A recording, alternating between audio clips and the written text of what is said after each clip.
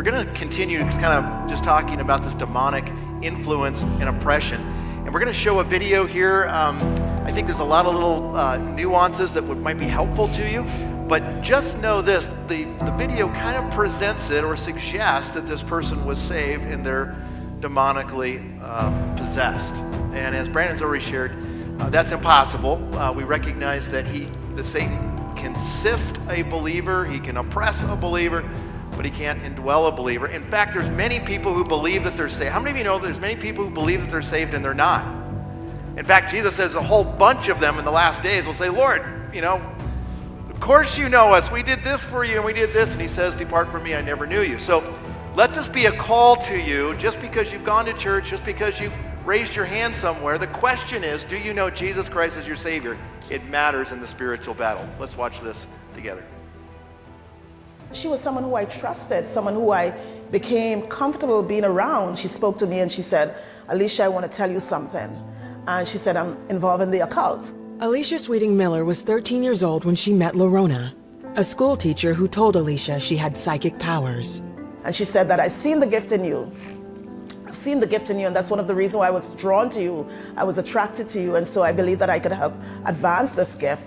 At the time, Alicia was living in Jamaica, where her parents raised her in church. In fact, just months before, she had given her life to Christ. It was really genuine. I was really excited because I knew for a fact that if I had died that time, I was in the right place or right standing. And I just began to spread the good news that I was now a Christian. I was now serving God. At first, Alicia was wary of Lorona, but there was also something intriguing about her new friend. I began to think that, okay, if she was a witch or if she practiced this thing, maybe she was a good person, maybe she was a good witch. I began to think about all the shows that I was seeing on television. I began to be in denial as to what she really was. Little by little, she introduced Alicia into the occult, using tarot cards, meeting spirit guides, and summoning spirits. There was one evening I decided I was gonna summon the demon. Suddenly I felt a jerk.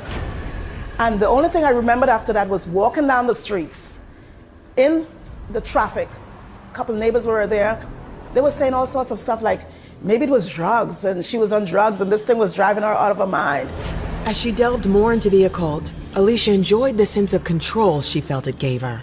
I wanted to have that recognition. I wanted to be known about becoming one of the world's powerful witch. And I wanted to do what I wanted to do and no one telling me what to do. Alicia moved to the Bahamas to delve deeper into occult practices. She also became an angry and vengeful woman, ready to cast a spell on anyone who crossed her. At the time, I always believed that no one would do me anything and get away with it. I would have to get you back, and it would have to be worse than what you did to me. I had this vengeance in me, and I felt as if though I had to be my own god. By her early 20s, Alicia was a well-known witch, making great money reading fortunes for conventioneers. Then, one evening, Alicia had a visitor. I was coming from Paradise Island. At that night, I did one of the biggest readings of my entire life. I think I read for almost 1,500 persons. And as I was driving over the bridge, it felt as if there was someone else was in the car with me, and I began to look over my shoulders, look in the mirror to make sure that no one else was in the car, and I began to think to myself, wonder if I picked up a spirit that was over there. That night when I got home, I felt as if though I was dumb. I felt like I couldn't talk. And I laid in the bed that night and I could not sleep. But I felt like I could not get up out of the bed to open the door, and I could not open my mouth to say, hey, I'm in here. Alicia began to feel pressure on her chest that felt like a heart attack.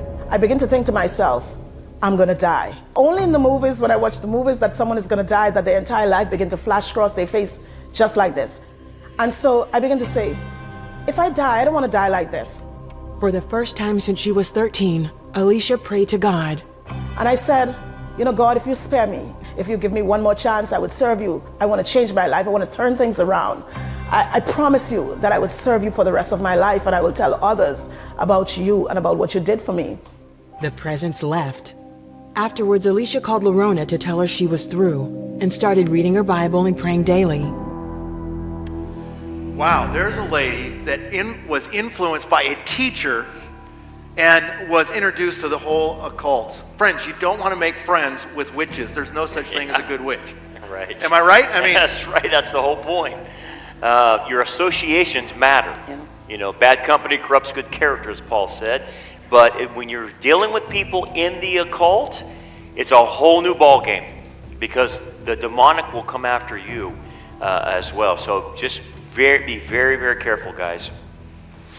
Jan, how you had some involvement with the cult when you're in your younger years.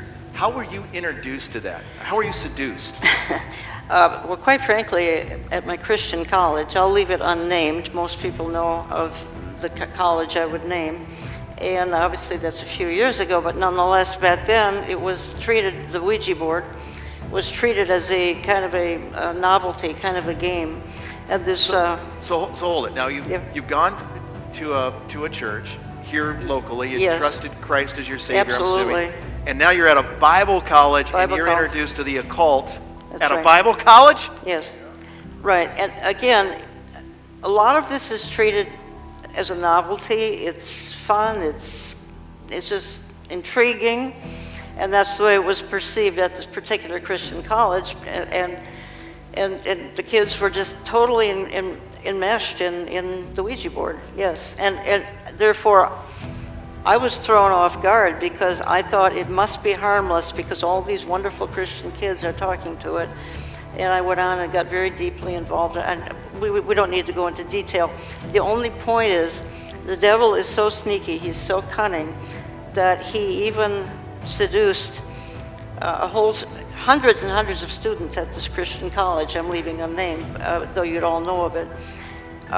Could that happen today? Not only could it happen today, it'd be even worse today because this is an occultized society and it's creeping into the church, as Brandon so adequately expressed, from the walking the labyrinth to contemplative prayer, to the Enneagram, to Christian yoga. There's no such thing as Christian yoga, okay? It's an oxymoron. It does not exist. And I know some of you who are watching are engaged in it, and you think it's harmless. I'm sorry, but you are dancing with the devil. Yeah. Well, that's actually our next talking point there, is the yoga church. Yoga church. Yeah. And friends, this is everywhere. I mean, go Google it. You'll be shocked. Now, Brandon, you're a pastor. People say this all the time. But I don't do it to be involved with the occult. It's just exercise. You know what I tell them? There's all sorts of other ways to exercise while you're using Hindu poses and so forth to open your soul up to what do you say to them? Yeah, it's the same thing. The practice of yoga can't be separated from its religious aspect. I don't care if you're saying you're stretching. Well, go stretch another way. I mean, good night. But every position in yoga is worshiping a deity of Hinduism, and you can't escape from that. And that's a practice why it's forbidden. You can't do that.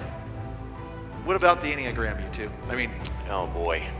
church staffs are being exposed We've done to it all some the time. radio on it. I mean, it's supposedly a personality test, and it's got, I think, 9 parts to it. I've not been engaged in the Enneagram, but Mark, you did a radio segment on it. I think you should talk about it. Yeah, just recently in December, we did a whole hour on this very subject. I want to encourage you to go back. You can find it on olivetreeviews.org. And actually, you two just did that, was a week ago, this whole series on demonic influence. And so all of this is interconnected here. Right. You don't want to dance with the devil. This isn't a game.